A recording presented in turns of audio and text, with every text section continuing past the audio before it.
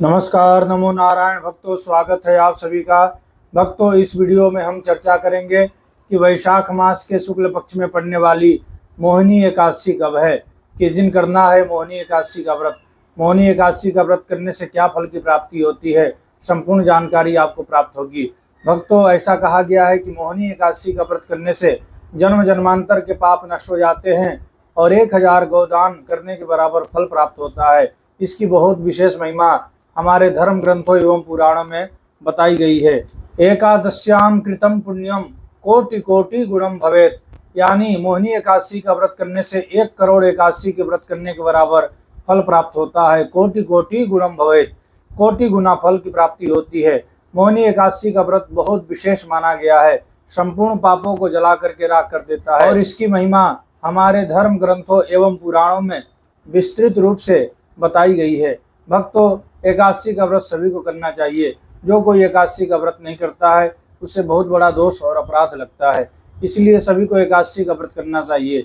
यदि आपने एकादशी व्रत का उद्यापन कर दिया है और आपके शरीर में शक्ति सामर्थ्य है तो भी आपको एकादशी का व्रत करते रहना चाहिए।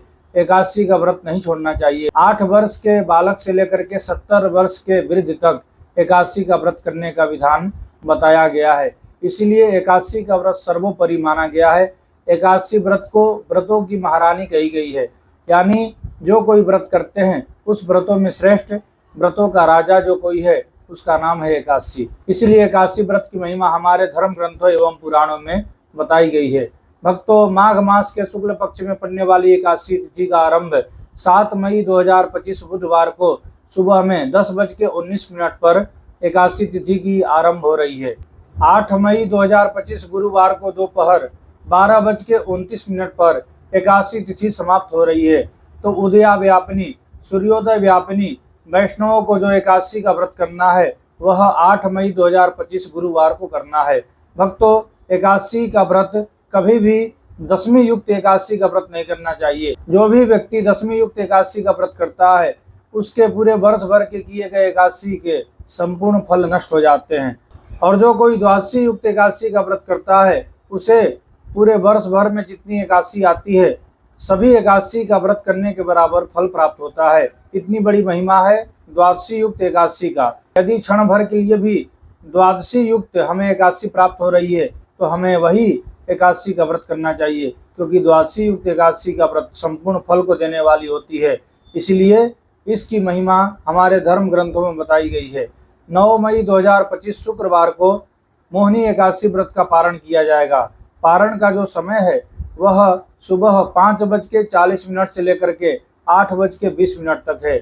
इसी समय अवधि में आपको एकादशी व्रत का पारण करना है। भक्तों, कहा गया है कि जो कोई व्यक्ति अस्वस्थ है, बीमार है, डायबिटीज है, उसको ब्लड प्रेशर है, नाना प्रकार का रोग है और वह अब एकादशी का व्रत नहीं कर पा रहा है, वह सक्षम नहीं है, शरीर साथ नहीं दे रहा है और उसे लगता है कि मेरी एकादशी व्रत खंडित हो रही है, तो उसके निमित्त में उसकी माँ, उसकी बहन, उसका भाई, उसका सास ससुर, उसके माता पिता, उसकी पत्नी, उसके पुत्र, उसके बेटा बेटी, कोई भी उसके घर का परिजन उसके निमित्त में एकादशी का व्रत कर लेता है तो उसका व्रत खंडित नहीं माना जाता है और उसे एकादशी व्रत का फल प्राप्त होता है। भक्तों, एकादशी का व्रत आप अवश्य करें।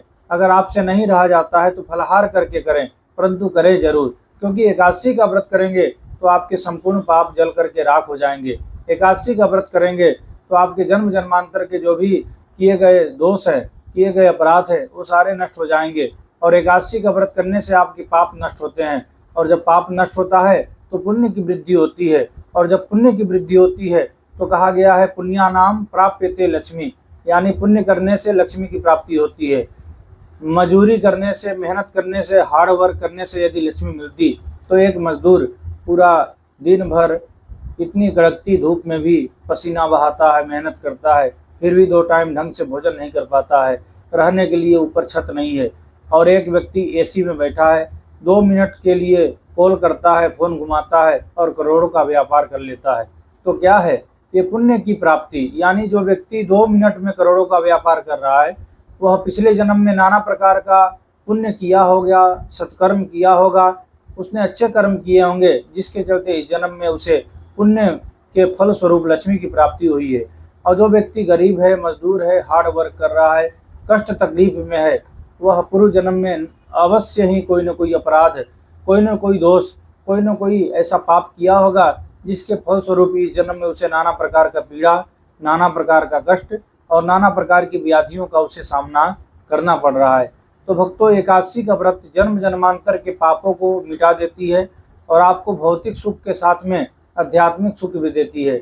आध्यात्मिक सुख यानी अंतिम में आप मरने के बाद भगवान के परम धाम, परम गति को प्राप्त करते हैं। इसलिए हमेशा एकादशी का व्रत करना चाहिए।